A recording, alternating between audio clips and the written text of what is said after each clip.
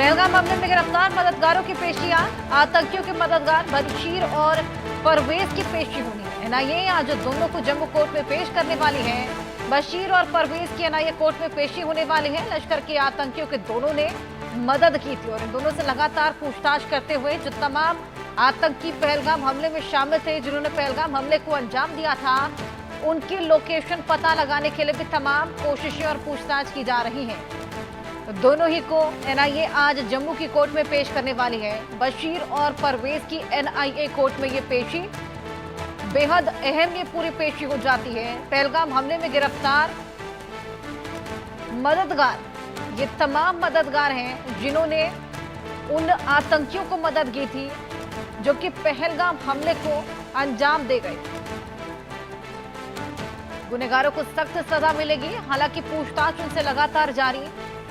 ये बेहद इंपॉर्टेंट ही दोनों साबित हो सकते हैं और इनसे लोकेशन पता लगाई जा सकती है उन असल आतंकियों की जिन्होंने पहलगाम हमले को अंजाम दिया था। पहलगाम हमले के बाद से आतंकियों को ढूंढ निकालने की तमाम कवायदें और ये बेहद बड़ी कामयाबी यहां पर हाथ लगी थी सुरक्षा बलों को। ये दो मददगार गिरफ्त हुए थे। अजय जांडियाल हमारे सहयोगी हमारे साथ जुड़े हैं और जानकारी उनसे लेंगे। अजय, बशीर और साथ ही दोनों ही आतंकी परवेज की आज कोर्ट में पेशी होने वाली है और कितने बजे ये पेशी और क्या कुछ अभी शुरुआती जांच में निकलकर सामने आया है?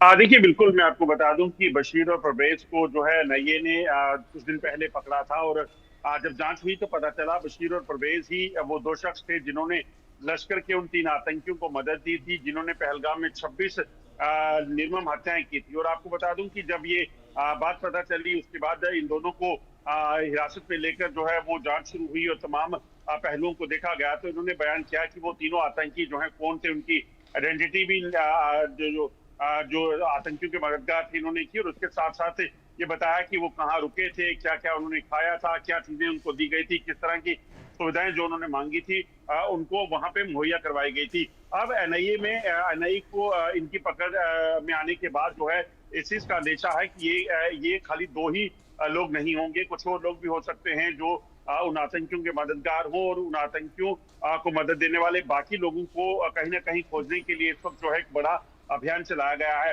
आज एनआईए इनकी कोर्ट में पेशी करेगी और इनकी रिमांड जो है वो लेगी और उसके बाद जो है आगे की कार्रवाई, आगे का सिलसिला जो है वो शुरू हो जाएगा। बिल्कुल, बेहद अहम चीजें इन दोनों से ही पूछताछ में निकलकर सामने आ सकती हैं। अजय, जो तमाम आतंकी पहलगाम हमले से जुड़े हुए थे उनकी लोकेशन, उनके बारे में और जानकारी भी इनसे मिल सकती है। देखिए हर्षा, बिल्कुल आप ठीक कह रही हैं। दरअसल जब ये हमला हुआ था तो उस समय से लगातार एक चीज की आशंका लगाई जा रही थी कि आतंकी जो हैं ये आतंकी पहलगाम में पहले से नहीं थे। इन आतंकियों को शायद पुंछ वाली साइड से, जो पुंछ में आतंकी सक्रिय थे, या फिर जो आतंकी किश्तवाड़ में सक्रिय थे, जो पहलगाम के ठीक दूसरी तरफ का इलाका जम्मू खित्ते का पड़ता है, वहां पे ये सक्रिय थे। इनको बुलाकर वहां पर एक टास्क दिया गया कि इन्होंने पहलगाम में इस हमले को अंजाम देना है और मासूम निहत्थे लोगों को जो है वो मारना है। और उसी की तरह जो है उन्होंने किया भी और एक एक कर लोगों को बड़ी क्लोज रेंज से जो है पॉइंट ब्लैंक से जो है उनको निशाना बनाया गया, उन पर हमला किया गया और इस चीज को सुनिश्चित किया गया कि सिर्फ जो पुरुष थे उनको मारा जाए। उस हमले में 26 लोगों की मौत हुई थी, जिसमें एक कश्मीर का जो एक पोनी वाला था वो मारा गया था, जबकि बाकी जो लोग थे वो सारे टूरिस्ट थे। तो ये कहीं ना कहीं एक सोची समझी रणनीति थी, चाल थी पाकिस्तान की, जिसपे उसने ये किया कि यहाँ पर बाहरी जो लोग यहाँ पे टूरिस्ट आते हैं उनको निशाना बनाया जाए ताकि किसी भी तरह से एक बड़ा नुकसान और बड़े खौफ का माहौल जो है वो क्रिएट किया जाए और देश भर में इसका असर दिखे। खैर उसी के बाद जो है पहलगाम हमले के बाद एक बड़ी कार्रवाई जो है वो सरहद पार की गई और आतंकी ठिकानों के साथ साथ पाकिस्तान के वो लॉन्च पैड्स और पाकिस्तान के एयरबेसेस जो है वो तबाह किए गए। मगर अब जब ये पहलगाम हमले में शामिल लोगों के 2 लोगों की जो गिरफ्तारियां हो गई हैं तो यकीनन अब ये और खुलासे कर सकते हैं ये लोग कहाँ से आए थे, कहाँ रुके हुए थे, कौन कौन और लोग इनके साथ शामिल थे, कितना इन्होंने पैसा लिया, पैसा जो मिला वो किससे मिला। ये तमाम जो पहलू हैं इन पर जांच होगी और उसके बाद कहीं ना कहीं इस चीज को सुनिश्चित किया जाएगा कि ये तीनों आतंकी जो इस हमले में शामिल थे उनको उन तक पहुंचा जा सके और उनको जो है वो खत्म किया जा सके। दरअसल ये जो इलाका है पहलगाम का, यहाँ पर आपको बता दूं कि किसी भी तरीके से आतंकी लंबे समय तक छुप सके, ऐसा नहीं हो सकता। अब काफी समय हो गया है, सुरक्षा बलों के ऑपरेशन जो है वो लगातार चल रहे हैं। तो ऐसे में इन ऑपरेशंस को कहीं ना कहीं चलाकर उस पूरे जंगल के इलाके को जो है वो खंगाला गया है, आतंकी वहां नहीं मिले। इसका मतलब साफ है कि एक बड़ी सोची समझी प्लानिंग के तहत जो है इस हमले को अंजाम दिया गया। एग्जिट रूट कौन से होंगे, आतंकी कहाँ जाएंगे, ये सारी चीजें जो है ये पहले से जो है वो प्लान की गई होंगी।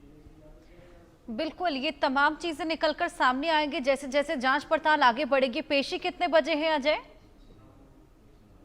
देखिए लगभग 11 बजे का समय है। 11 बजे इनको कोर्ट पे पेश किया जाएगा और उसके बाद जो है इनकी रिमांड ली जाएगी। कितने दिन की रिमांड मिलती है ये कोर्ट तय करेगा, मगर यकीनन जो है नई कोशिश करेगी कि लंबे समय की रिमांड जो है मिल सके, क्योंकि लोग जो इनके साथ शामिल हैं जम्मू कश्मीर में कहाँ कहाँ वो फैले हुए हैं, क्या कहीं बाहर भागे हुए हैं, ये तमाम पहलू जो है वो जांच का विषय है। और उस चीज को लेकर ये पूरे जो है इसे डिटेल में केस को खंगालेगी और इस चीज को सुनिश्चित करेगी कि हर एक शख्स जो इस केस में शामिल हो, जो इस मामले में शामिल रहा हो इन निर्मम हत्याओं के लिए, उसको कहीं ना कहीं अंजाम तक पहुंचाया जा सके। बिल्कुल बिल्कुल।